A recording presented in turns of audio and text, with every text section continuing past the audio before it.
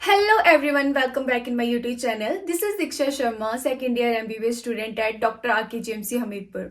So ये video जो है वो एनाटॉमी एग्जाम के लिए है कि आपको एनाटॉमी के एग्जाम या टेस्ट या स्टेज जो भी हो रहा है आपका उसमें कैसे पास होना है, लाइक इंटरनल्स में आपको या फिर जो आपके सेकंड टर्म आते हैं, स्टैंड-अप्स आते हैं, ये नॉर्मल स्टेजेस चली रहती हैं उनमें. तो जो जिस तरीके से मैं पढ़ती थी मैं उस तरीके से आपको बताऊंगी. लाइक मैं जितने भी टेस्ट हुए हैं या एग्जाम हुए हैं तो सब में पास हुई हूँ, तो एटलीस्ट तुम्हें पास कैसे होना है तो इस वीडियो में मैं वो बताने वाली हूँ. तो सबसे पहले आपको स्टडी कैसे करनी है एंड देन इसको एग्जाम में लिखना कैसे है. तो दो पार्ट में ये वीडियो होने वाली है. एक तो पहले मैं बताऊंगी कि स्टडी कैसे करनी है और दूसरे में मैं बताऊंगी कि आपको एग्जाम में लिखना कैसे है ताकि आप अच्छे मार्क्स ले सको और पास हो सको एटलीस्ट. तो स्टार्ट करते हैं. तो सबसे पहले जब आप पढ़ते हो तो पहले तो बुक डिसाइड कर लो, और मोस्टली बीडीसी चौरसिया या फिर विश्राम सिंह पढ़ते हैं.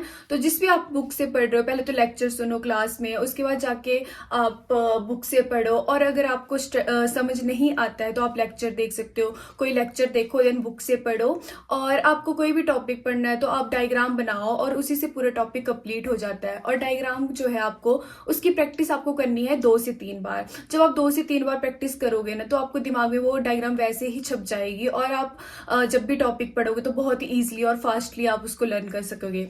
तो एक तो हो गया कि आपको घर में कैसे पढ़ना है. दूसरा कि आपको डीएच में या क्लास में कैसे पढ़ना है.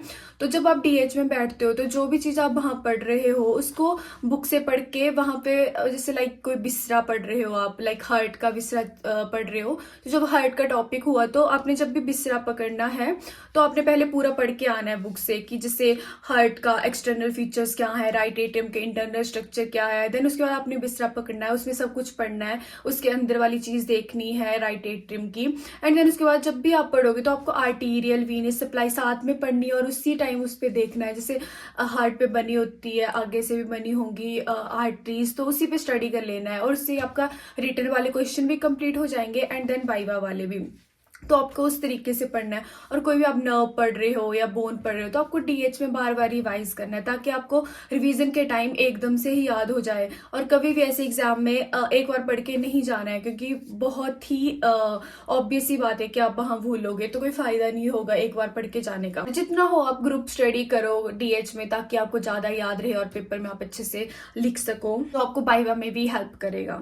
और जब आप पढ़ते हो तो आप एटलस, कोई भी एटलस डाउनलोड कर सकते हो जिससे कि जैसे नेटर्स का एटलस है, इससे अंडरस्टैंडिंग और अच्छी होगी आप लोगों की. हम बात करेंगे कि आपको एग्जाम में कैसे परफॉर्म करना है, कैसे लिखना है ताकि आप पास हो सको. तो सबसे पहले टाइम मैनेजमेंट बहुत इंपॉर्टेंट है.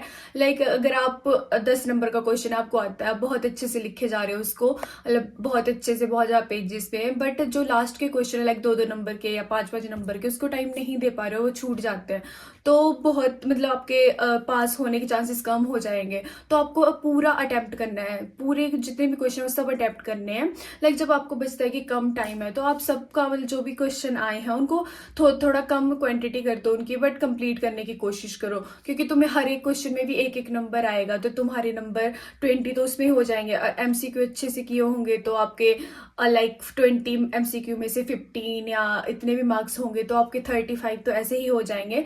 एंड देन उसके बाद आपको ऐसे तो नहीं है कि 10 वाले में आप एक ही नंबर लाओगे, तो ऐसे करके आपके पासिंग मार्क्स तक आप पहुंच पाओगे. दूसरा डायग्राम आप पहले प्रैक्टिस करके आओगे और जब पेपर में आप डायग्राम बनाओगे ना तो उसको कलर करना ही है, कलर से आपको मार्क्स मिलेंगे. और कोई भी क्वेश्चन है, लाइक टाइम नहीं बचा है, 5 नंबर का क्वेश्चन है तो मैं डायग्राम बना देनी है एटलीस्ट, ताकि डायग्राम से वो नंबर दे सके. तुम लिखोगे तो तुम्हें कम नंबर मिलेंगे बट तुम अगर डायग्राम बनाओगे तो तुम्हें ज्यादा नंबर मिलेंगे.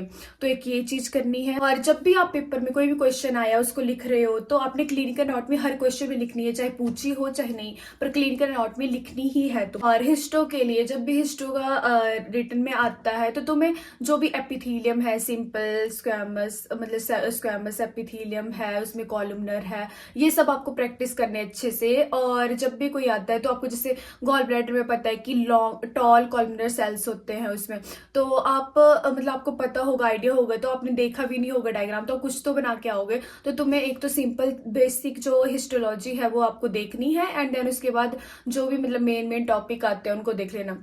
और आपको एग्जाम के लिए जो भी प्रीवियस ईयर क्वेश्चंस होते हैं उनको पढ़ के जाना है, क्योंकि बहुत चांसेस होते हैं कि वो रिपीट होते हैं, तो आपको प्रीवियस ईयर के क्वेश्चन को तो पढ़ के ही जाना है। हाँ, और एक और इम्पॉर्टेंट, अगर आपको क्वेश्चन में एक क्वेश्चन आया जिसमें पूछा है कि blood supply of the heart है, तो आपको ब्लड सप्लाई में आर्टीरियल और वेनस दोनों ही लिखनी है, सिर्फ आर्टीरियल लिख के नहीं आनी है और उसको बना के भी आना है।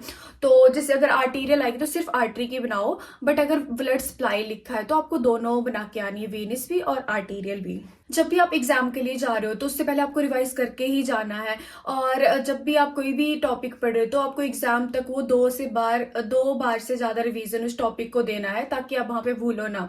और एग्जाम से पिछले दिन तो आपको पढ़ के ही जाना, नहीं तो मतलब एनाटॉमी में तो भूल ही जाते हैं, तो आपको रिवाइज करके जाने जो भी इंपॉर्टेंट टॉपिक्स हैं, क्योंकि आप पूरी एनाटॉमी तो एक दिन में नहीं कर सकते, बट एटलीस्ट जो आने वाले टॉपिक्स हैं ये इंपॉर्टेंट है, उनको देख के जाना है, या उनकी डायग्राम एटलीस्ट देख के जानी है। एक और इम्पॉर्टेंट बात कि जब भी आप कोई क्वेश्चन अटेम्प्ट कर रहे हो तो लाइक 5 नंबर का पूछा है, तुम्हें बहुत ज्यादा 10 नंबर लाइक आते हैं, तो ऐसे नहीं कि पूरा ही लिख देना है, जितना पूछा है उतना लिखना है। और लाइक 5 नंबर का है तो तुम 2 या 3 पेज लिख दो, उसका खत्म करो, 2 डायग्राम बना दो या 1 डायग्राम बना दो 5 वाले में। और 10 वाला आया है तो 2 से ज्यादा डायग्राम बनाओ, मतलब उसके बेसिस पे करो। अब 2 नंबर का है तो बहुत ज्यादा आता है उसके ऊपर, वो छोटे क्वेश्चन में आ गया, तो ऐसा नहीं कि उसको बहुत ही ज्यादा 1-2 पेज में लिख रहे हो, जितना पूछा है लाइक 3-4 लाइनें लिख दो, उसकी डायग्राम बना दो। डायग्राम भी बनाना जरूरी नहीं है, बट एटलीस्ट उतना ही लिखो जितना पूछा है, ताकि तुम टाइम मैनेज कर सको और आगे वाले क्वेश्चनों को टाइम दे सको। So this is all about this video, and see you in the next one. Bye bye.